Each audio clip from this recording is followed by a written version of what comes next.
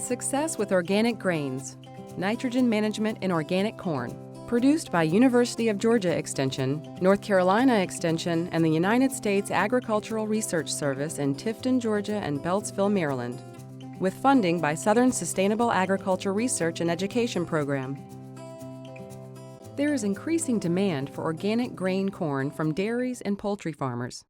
Corn is a high nitrogen demanding crop, and research has shown that the two primary reasons for lower organic corn yields as compared to conventional corn is lack of nitrogen at critical growth stages and weeds. In this video, we're going to share some ideas for better nitrogen management to help you improve your corn yields. How you manage nitrogen for corn depends a lot on how long you've been producing crops organically and your soil quality. In other words, the amount of soil organic matter, the available nutrients in the soil, as well as the biological activity and tilth. Building soil organic matter is fundamental to organic production. Besides its many other benefits, soil organic matter serves as a fertility bank, releasing nitrogen and other nutrients over the growing season. Even in conventional production systems, as much as half of the nitrogen used by corn can be supplied by the soil, so the amount of organic matter in the soil is critical. Your strategy for optimal nitrogen management will be different depending on the amount of soil organic matter. In general, there are two phases for soil management, a building phase and a maintenance phase. So, what's the difference? If you are a new or transitioning organic farmer, you're working to build your soil organic matter and the fertility bank. This is the building phase. If you've been farming organically for many years, you should have good levels of organic matter and fertility in your soil. This is the maintenance phase. How do you know if you're in a building or maintenance phase? There aren't hard and fast rules because it may be different for different soils. In Georgia, there are target levels for soils in our major geographic area. You can use these as general guidelines. If your farm is in the Piedmont, you would be in a building phase if your soil organic matter is less than 2.5% and your soil test phosphorus and potassium are in the low to medium range. Remember, this is just a general guideline. Before we delve into specific nitrogen management strategies, let's take a look at some organic sources for nitrogen. The main sources of nitrogen in organic systems are animal manures, animal byproducts, legume cover crops, and soil organic matter.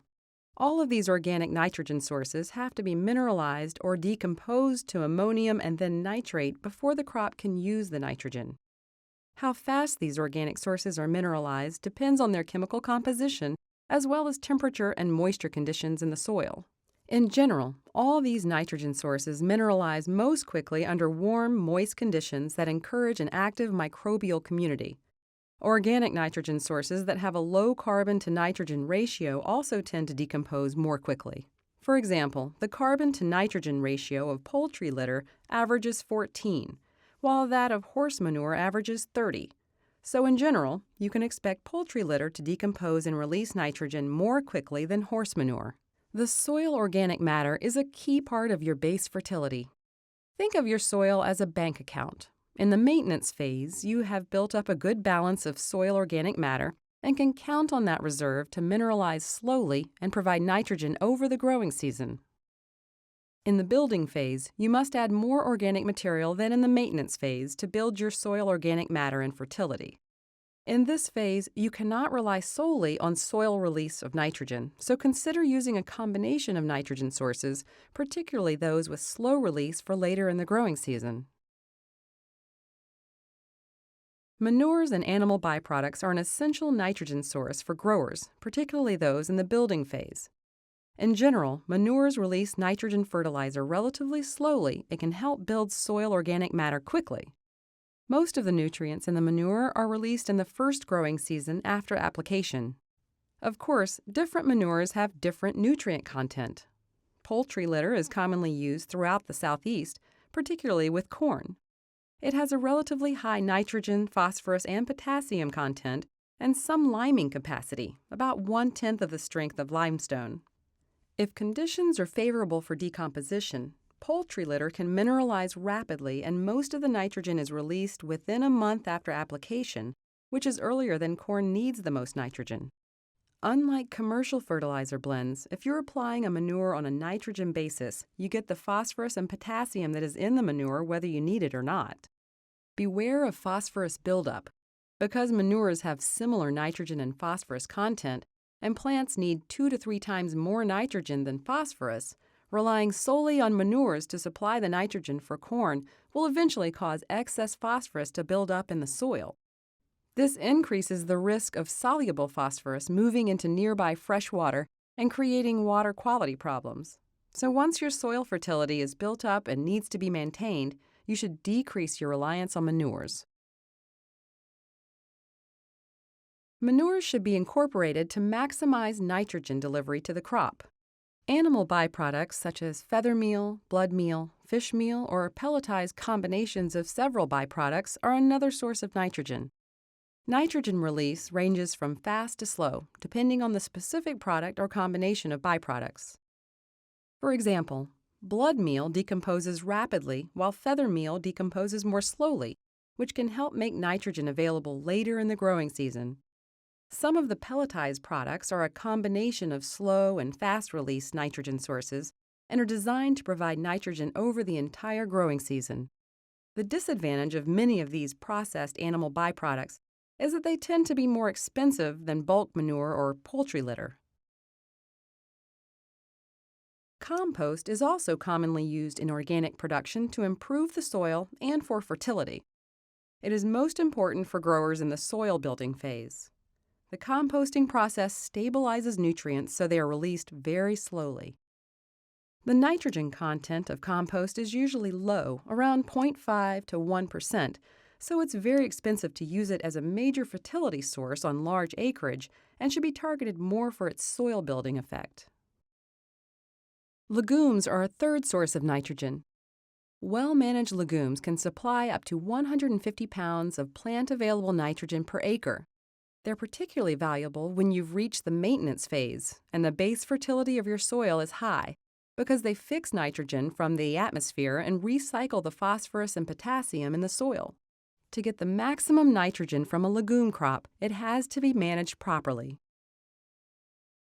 Cover crop management is a big topic in and of itself, and we can't go into details here, but there are a couple of key concepts that we want to point out. First, maximize biomass. Maximizing biomass will increase the amount of nitrogen supply. Timely establishment of good stands in the fall is key to maximizing biomass. Establishing the cover crop early contributes to better overwintering and faster growth rates in the spring. This is particularly critical when you have longer season cash crops like corn that are typically planted early in the spring. Remember, the more legume biomass you have in the field, the more nitrogen it can supply. Second, use a fresh inoculant. To ensure maximum nitrogen fixation, use a fresh inoculant. This will make sure you have the rhizobia bacteria near the root, ready to colonize it and get to work fixing nitrogen. Third, if possible, use an early maturing legume variety. Most of the nitrogen fixation takes place when the legume is beginning to flower, so ideally, you want to terminate the legume cover crop at mid-bloom. You can see here, this hairy vetch is being mowed a little early and is not yet a mid-bloom. Waiting for mid-bloom can be difficult because corn planting dates are early to avoid dry periods and insect pests. AU Robin and AU Sunrise are two early crimson clover varieties that help with this problem.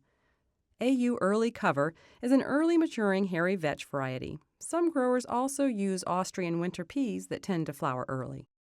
Each of these winter legumes have advantages and disadvantages. Many growers in the lower South prefer crimson clover, while growers north of Virginia like hairy vetch. Hairy vetch is another legume cover crop that holds a lot of promise for corn producers in this region.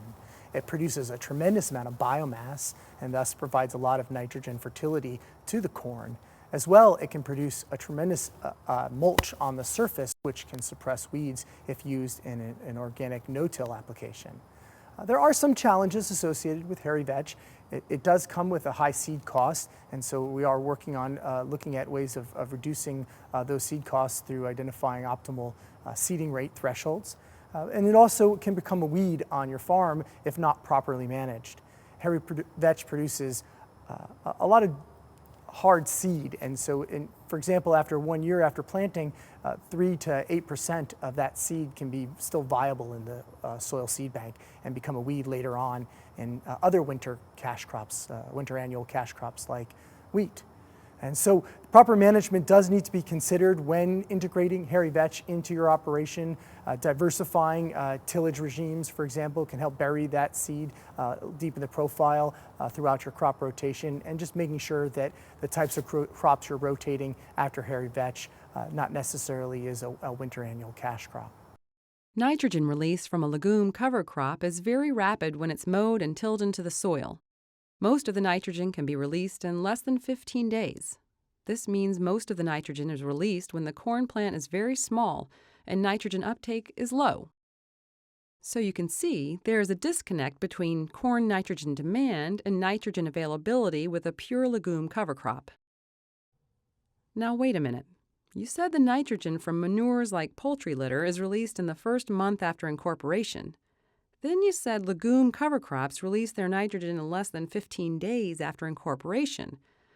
If my corn needs nitrogen the most about 30 to 40 days after I plant, and I've waited 14 to 21 days after I incorporated my cover crop to plant it, it seems like most of the nitrogen may already be gone before the corn needs it.